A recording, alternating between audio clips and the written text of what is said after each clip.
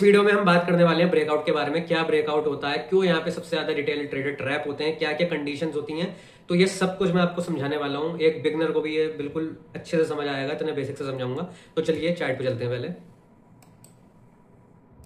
तो मुझे क्या दिख रहा है, ये एक रेजिस्टेंस जोन है और मार्केट ने यहाँ पे ग्रीन कैंडल के साथ ब्रेकआउट करा है। ये मैंने खुद ड्रॉ करी हुई है। तो हमें क्या पता है कि जैसे ही इस कैंडल का हाई ब्रेक होगा हमें यहाँ पे बाय करना है। स्टॉप लॉस हमारा उसी ब्रेकआउट कैंडल के नीचे का रहेगा। टारगेट हमें रखना है 1:2 का, जो यहाँ तक आएगा अराउंड। अब चलो उसमें स्टॉप लॉस तो आ गया, वो तो अभी मैं बाद में बात करूंगा। लेकिन हम ये कैसे डिसाइड करते हैं कि 1:2 का ही हम वो रखेंगे। चलो वो तो ठीक बात है कि स्टॉप लॉस छोटा होना चाहिए, टारगेट बड़ा होना चाहिए। बट ये जो आप 1:2 निकालते हो ना, कि इसी का डबल, मतलब जितना आपने स्टॉप लॉस रखा उसका डबल हमारा टारगेट होगा, ये आप कैसे निकालते हो? आपको कैसे पता कि मार्केट इतना ही ऊपर जाएगा? अगर आप, मैं तो ये कह रहा हूँ, मान लो आपने ये ट्रेड करा भी और आप इतना सा भी टारगेट ले लेते तब भी आप प्रॉफिट में आ जाते, 1:1 अराउंड आपको मिल जाता। आप 1:2 कैसे निकाल लेते हो? ये चीज कैसे कैलकुलेट होती है, मुझे ये आज तक समझ नहीं आया। कि कहा जाता है 1:2 का टारगेट लेंगे, वो बात सही है, लेकिन हमें कंडीशंस भी तो पता होनी चाहिए कि ये हम क्यों करते हैं। पहले मैं आपको सारी कंडीशन जो होती है ब्रेकआउट की उस पर बात करते हैं, उसके बाद ये सारी चीजें क्लियर करूंगा। अब इसमें हुआ क्या, हमने यहाँ पे एंटर करा, ट्रेड हमारे फेवर में चलने लगी और मार्केट अगली ही कैंडल में इतनी तेजी से रिवर्स होता है और इसी कैंडल के नीचे निकल जाता है और रिजेक्ट भी हो जाता है थोड़ा सा। अगर आप रिलेट कर पा रहे हैं तो चैनल को सब्सक्राइब कर देना, वीडियो को लाइक कर देना। तो हमारा इसमें स्टॉप लॉस हिट हो गया, ब्रेकआउट हुआ, स्टॉप लॉस हमारा हिट हो गया। अब एक कंडीशन क्या होती है, अब मैं सोचता हूं यार हर बार ब्रेकआउट पे मतलब मार्केट रिवर्स हो जाता है, मेरा स्टॉप लॉस हिट हो जाता है, तो हम यहाँ पे शॉर्ट कर देते हैं। तो हम रिवर्स में ट्रेड ले लेते हैं। इसका जैसे ब्रेकआउट हुआ, इसके थोड़ा सा ऊपर जाके हमने यहाँ पे एक हमें रेड कैंडल भी दिख गई, तो हमने यहाँ कहीं जाके सपोज हमने यहाँ पे कहीं शॉर्ट सेल कर दिया, स्टॉप लॉस इसी कैंडल के ऊपर का रख लिया थोड़ा सा, और टारगेट हमने नीचे तक का ले लिया। अरे ये क्यों हट गया, ये हमारा टारगेट आ गया। जितना भी मतलब सपोज यहाँ तक का हमारा स्विंग लो हो, कोई यहाँ पे आया हो, तो हमने यहाँ तक का टारगेट ले लिया।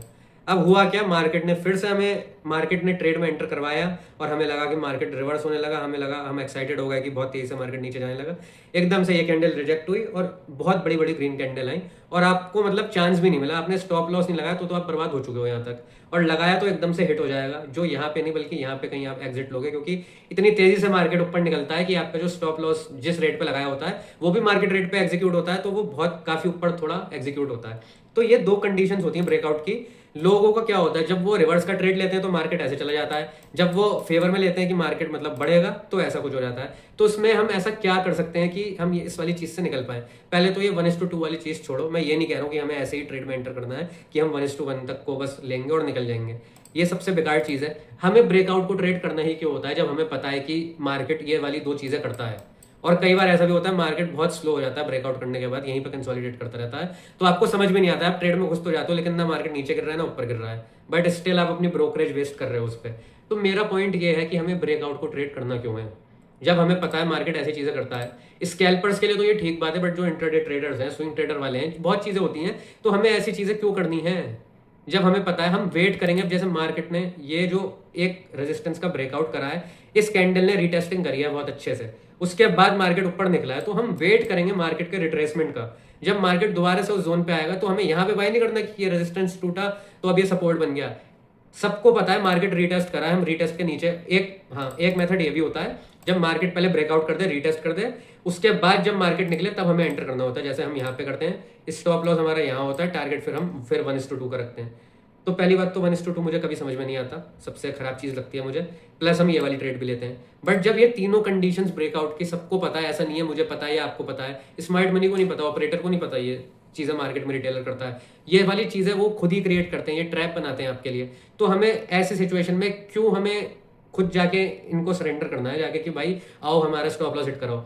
हमें कुछ नहीं करना, मैंने बहुत वीडियो बनाए इस बारे में भी, कैसे हम रिट्रेसमेंट में बाय करते हैं। हमें वेट करना होता है मार्केट के रिट्रेसमेंट का, सही लेवल पे हमें बाय करना होता है, कंफर्मेशन देख के। जब ये हमारा जो स्ट्रक्चर आ रहा है, ये जब इंटरनल स्ट्रक्चर हमारा बियरिश होकर आ रहा है, हम वेट करते हैं मार्केट के स्ट्रक्चर शिफ्ट का। जब मार्केट यूं निकलता है, मतलब हायर हाई बनाने लगता है दोबारा से, तब हम यहाँ कहीं बाय करते हैं, और वो जो स्विंग हाई आया होता है जहां से मार्केट ने गिरना स्टार्ट करा होता है, वहां तक का हम टारगेट करते हैं। स्टॉप लॉस हमारा छोटा होता है, यहाँ पे ऐसा नहीं होता 1:2 लगाता हूं मैं, टारगेट मेरा स्विंग हाई तक का होता है, ब्रेकआउट का नहीं होता है। अब इसमें मुझे क्या दिख रहा है, ऑलमोस्ट 1:5 का इसमें मुझे टारगेट दिख रहा है, तो इसमें मेरी एक्यूरेसी आएगी या फिर मेरी इसमें एक्यूरेसी आएगी। इसमें 10 में से 8 बार मेरा स्टॉप लॉस हिट होगा, इसमें 10 में से 8 बार मेरा टारगेट हिट होगा, तो मैं ये वाला मॉडल क्यों ना चूज करूं। मुझे पता है यहाँ पे मतलब बहुत तेजी से मूवमेंट भी आता है, प्लस ये यहाँ पे ये वाला जो मैंने मॉडल बताया, यहाँ तक आने के लिए मार्केट को बहुत वेट करना पड़ता है, हमें पेशेंस दिखाना पड़ता है, रिट्रेसमेंट हो, इतना हमें पेशेंस ही नहीं है। अगर आप में पेशेंस नहीं है तो हम ट्रेड कभी कर ही नहीं सकते।